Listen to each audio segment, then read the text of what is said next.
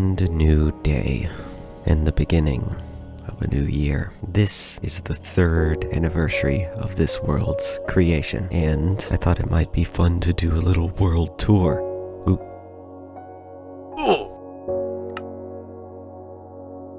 3 years ago, on a sandy little beach next to a bay, I quickly gathered the resources that I needed from a few nearby trees and built this little house. And obviously, the terrain is a little different now. Originally, I didn't know what I wanted to do with this world, so I just built this little house, dug a little stairway down into the ground, and collected a few resources. And then I logged off for the day, not knowing what the future of this world would hold. It took me a while, a few weeks, to realize what I wanted to do with this world, but eventually I would come up with the idea of digging this giant hole in the ground.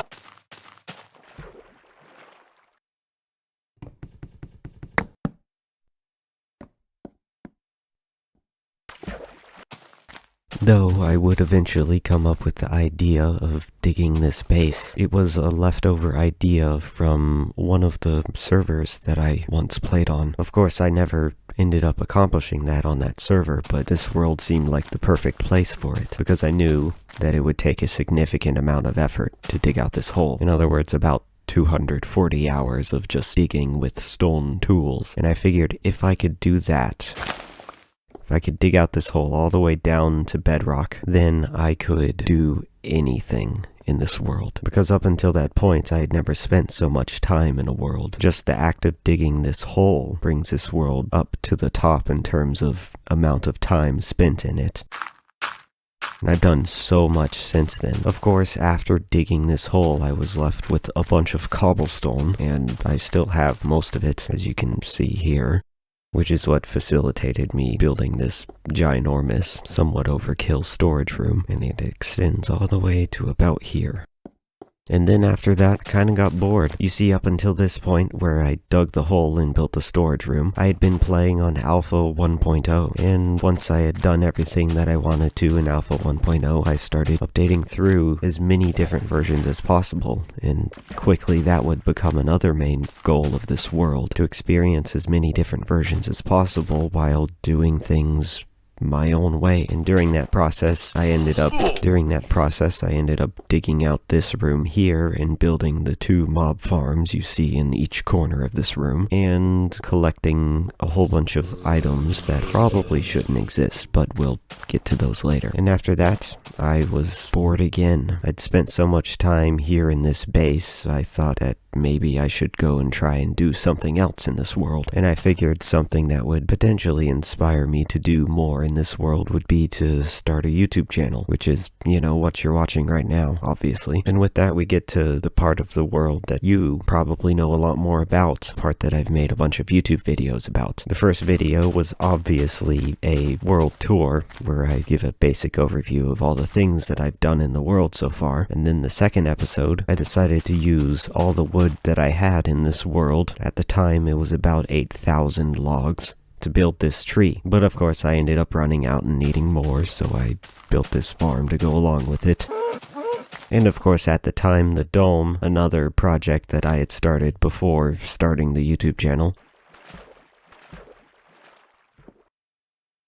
Oh, it's getting dark. You know what? I've never used a bed before. I might as well try it now.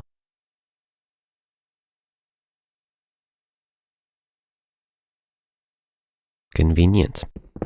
Well, anyways, once I built this tree in episode 2, I decided that the dome over it, which was unfinished at the time, needed to be finished. This dome is based on well, this probably isn't the best view. You know what? Let's go outside. Oh, this is a better view.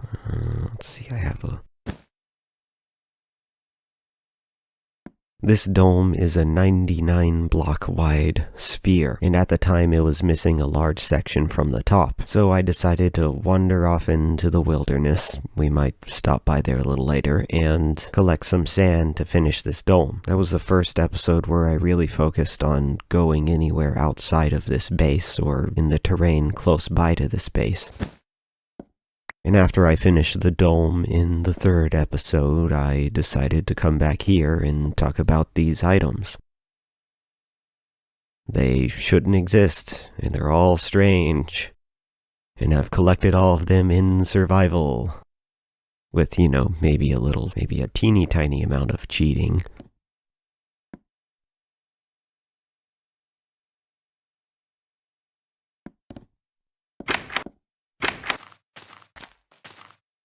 And of course, once I was done messing around with items that I probably shouldn't have in this world, I decided I wanted to go and collect all the items that I should have in this world. In other words, one of every single item in the game. That's what episode 5 focused on. Episode 5 obviously focused on collecting those items and building that museum over there. Not the entire museum, just one section of it, of course.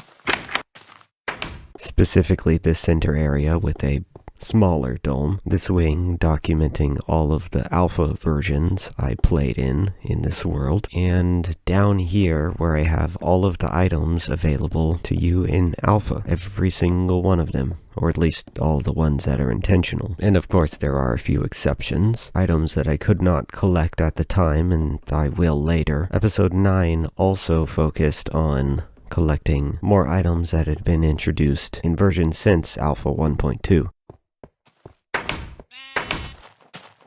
And of course, for episode 6, I felt like I needed to go back to the main base and work on it some more. Despite 4 of the 6 episodes that I had made already been focused on this base. I did all kinds of interesting things in that episode, including mining out 2 new areas, which I'll show you in a second, as well as doing some other things like adding the log supports through the dome and making all 12 of the circles around the outside of the base look a lot better.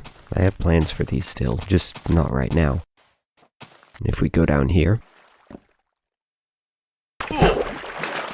this area was one of the areas that I dug out. And of course you see the tree in the backside of the tree farm. And this was the other area that I dug out, turned into a giant wheat farm and sugarcane farm.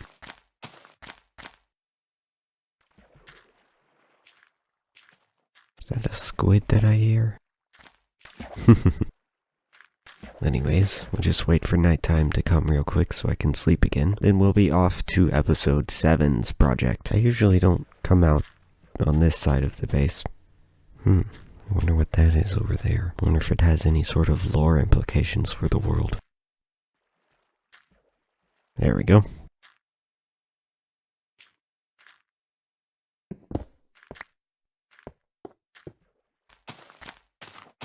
It took me 100 days to, I chose to take 100 days to work on the base for episode 6. A pretty good video, I think. A little rough around the editing and all that, but, it's how it goes when you haven't made that many YouTube videos. And since episode 7, I've really been focusing mostly on projects away from the base, with one exception, but we'll get back to that later. I just love the terrain around here. I'm so glad I started this world in Alpha 1.0 rather than some of the later versions. Beta terrain is pretty good too, but nothing beats some good old Alpha terrain. Or the trees with different leaves. That's something that you can only get from being in Alpha. I like them.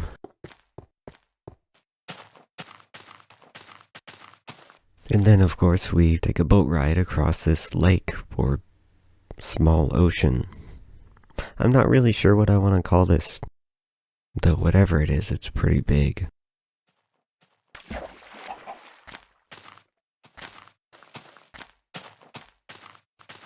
Then of course we get to this small town that I built. I call it Cursed Compass, simply because of, this chest right over here. This compass holds untold powers. Anyways, I use this project to try and learn how to build. Of course, it's not that great. I was limited to basically an alpha block selection, so it's not perfect, but it's a good start. Eventually I'll come back to this place and add on to it and improve it, because I've got a lot of empty room and a lot of big ideas.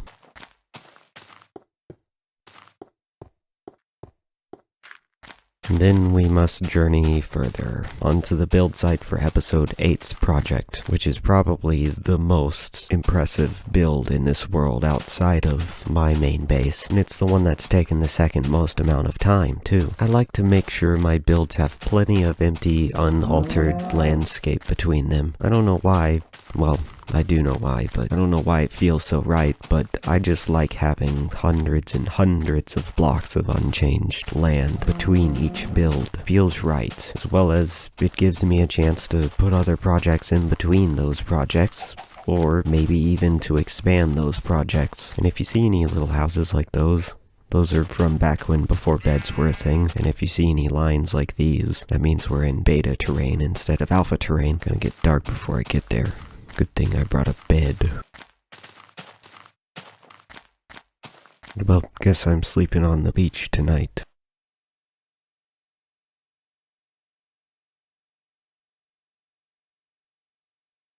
I tend to avoid beds in worlds like this because I think it takes away from a lot of the charm of these older versions. Though, for special occasions like this video, I'll definitely use them. I wonder what that is.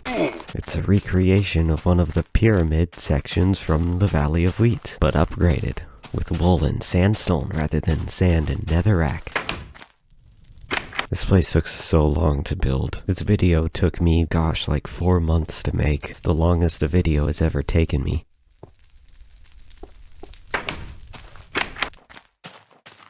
And of course I needed so much sand and so much red wool. And of course, where did I get all this sand? Where did I dig it all up? From a desert, obviously, but it's just over this way. This desert has provided me with so much sand. It's the desert from which I collected all the sand I needed for episode 3 to finish the dome. It also provided the sand I needed to make all the sandstone for the Valley of Wheat project. And now it's just an empty wasteland. But I do have some plans for the future of this desert, so we'll get to that eventually.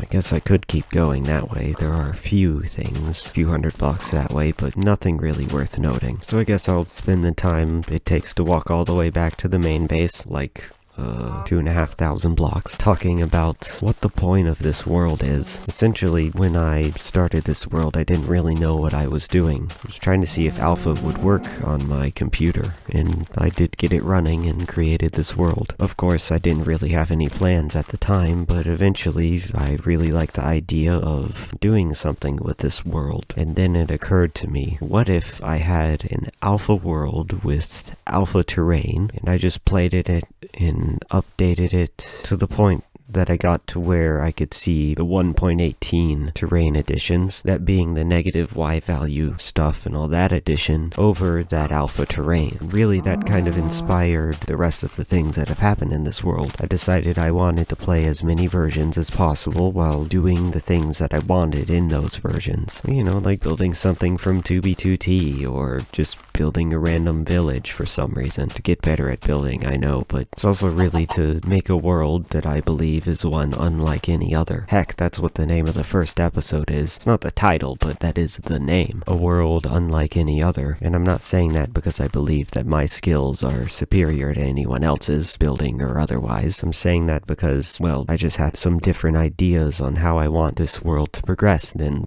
a lot of people probably would. Most people, when they start up an old version like this, they usually just go straight to beta 1.7.3 and they stay there forever. I want to experience all of these old versions, but I'm not going to stop with all these old versions. I have ideas that extend well into the full release era.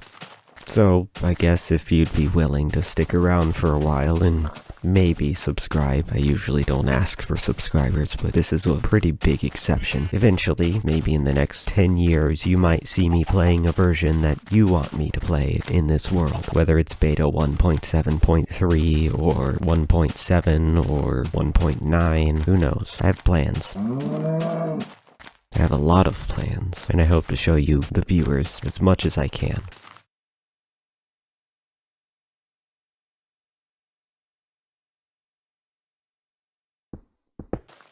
But of course, there's still 2 episodes worth of things to show.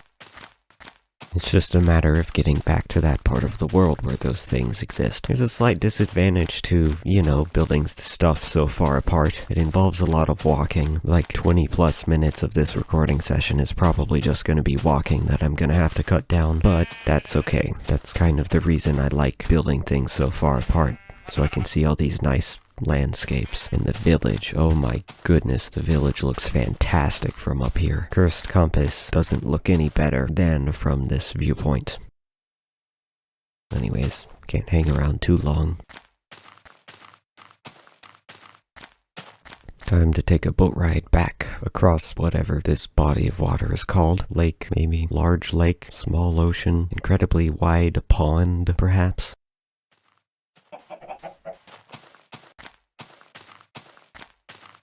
This is one of my favorite places in all of the alpha terrain that I have. Just a nice little valley with a slope. It's just so good. And of course, episode 9 focuses on me collecting all the items that were introduced in beta 1.2. Correct, that shouldn't be here. And laying them out in the museum, as well as a painting. And last but not least, episode 10, the most recent episode, where I made another addition to the main base. Also, the view of just coming around this corner only to see the main base peek out.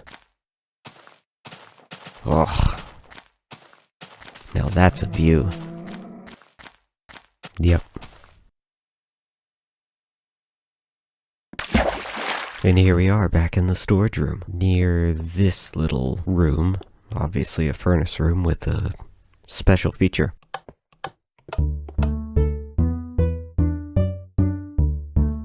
It plays music, and now I'm gonna have to wait for the music to end so I can continue talking about it. I built this furnace room and that note block song in the most recent episode. Fancy redstone. And really, that kind of brings us to the end of this world tour. Of course, I didn't highlight absolutely everything that I've done in this world, but I hit all the major points. For more details, obviously, maybe go watch some of the videos. Whether you want to see me build this tree, or the Valley of Wheat monument, or improve this base and add a whole bunch of stuff to it. Got a lot of big plans for the future of this world. Oh, and there's one last thing I'd like to talk about. My upload schedule. My upload schedule this year, oh goodness, it's getting dark. I'm gonna be honest with you, my upload schedule has been kind of mediocre for the majority of this year, and, well, I'm not satisfied with that. I've only managed to make, like 6 or 7 actually meaningful videos this year. It doesn't feel right to me. So, I'm gonna be making some pretty big changes in my personal life to allow me to make more content here on this channel for all of you. So, thanks for taking the time to watch this video. It means a lot more to me than you think it probably does, and I'm happy to have hosted you and entertained you.